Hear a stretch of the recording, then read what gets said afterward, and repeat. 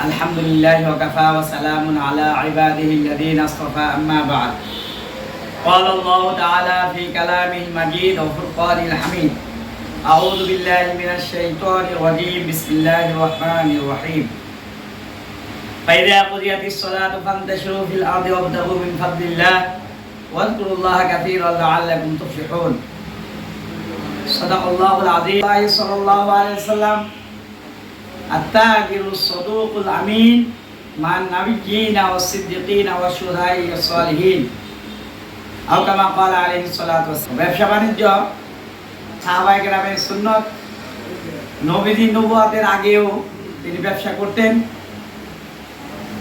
তো এই ব্যবসা বাণিজ্য সব দিকে ঠিক আছে, ব্যবসা বাণিজ্যের ফজিলতের ব্যাপারেও সবার ঐকমত।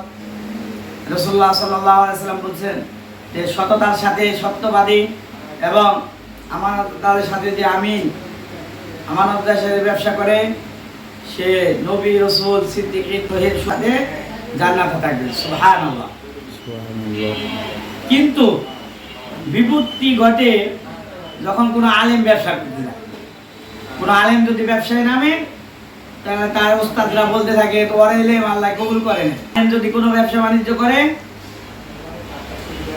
তাহলে মানুষে বলতে থাকে ওই লোকটা এত লেখাপড়া করে আলেম হয়ে কি হইল। এই জুমার 10 নম্বর আয়াতে আল্লাহ তাআলা বলেন যে ফাইদা কুদিয়াতিস সালাতু, যখন নামাজ আদায় হয়ে যায় ফান্তাশিরু ফিল আরদি, তাহলে জমিনে তোমরা ছড়িয়ে ছিটিয়ে পড়ো।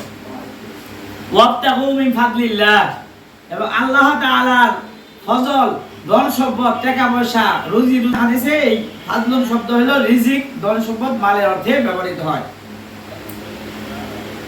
যেরকম রাসূলুল্লাহ সাল্লাল্লাহু আলাইহি ওয়াসাল্লাম যে আমাদের মসজিদ থেকে বের হওয়ার যে দোয়াটা শিখাইলেন, যে নামাজ পড়ার জন্য আমরা যে ঢুকলাম আল্লাহুম্মা আফতাহলি আবওয়াবা রাহমাতিক, যে আল্লাহ তুমি আমার রহমতের সমস্ত দরজা খুলে দাও।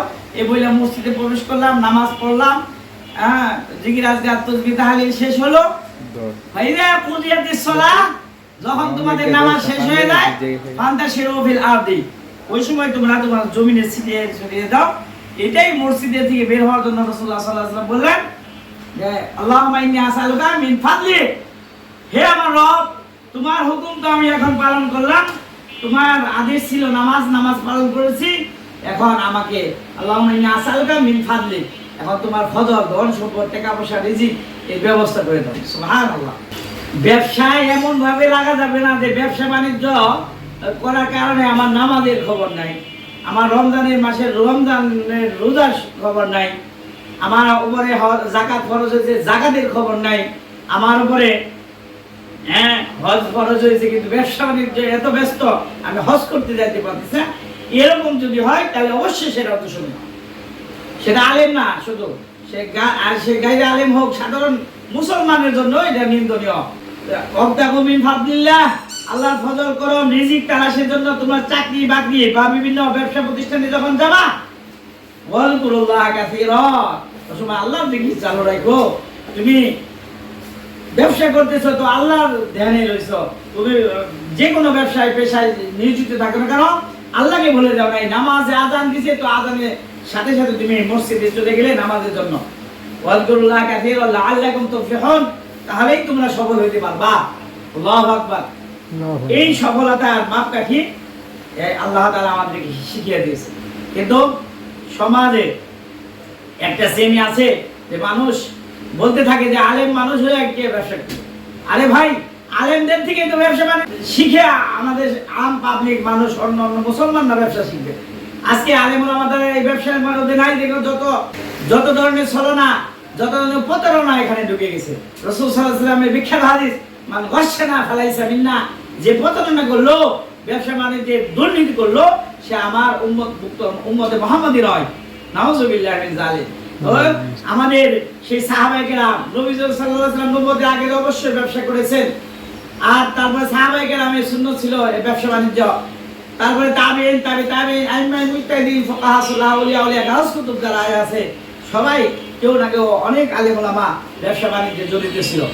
আমাদের ইমাম আবু হানিফা রাহমাতুল্লাহি আলাইহি তিনি বিখ্যাত কাপড় ব্যবসায়ী ছিলেন। এরকম ভাবে যুগ যুগ ধরে আলেম ওলামারা ব্যবসা বাণিজ্যের সাথে জড়িত ছিল।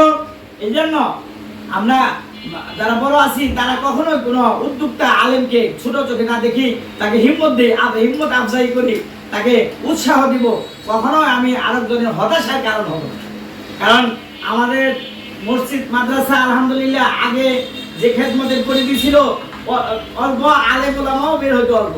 এখন প্রতিষ্ঠান সেটা যুগের সাথে তাল মিলিয়ে কিন্ডারগার্টেনকে তাল মিলিয়ে কিন্ডারগার্টেন এক পর্যায়ে বন্ধ হয়, তারপর স্কুল কলেজ ভার্সিটির সাথে তাল মিলিয়ে এখন বিভিন্ন প্রতিষ্ঠান দাঁড়িয়ে গেছে আলহামদুলিল্লাহ।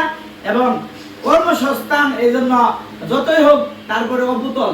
এই জন্য আমাদের আলেমন আমাদেরকে ব্যবসায় নামতে হবে এবং ব্যবসা বাণিজ্য করা শুধু দুনিয়া ফায়দা না, আখিরাতেও ফায়দা।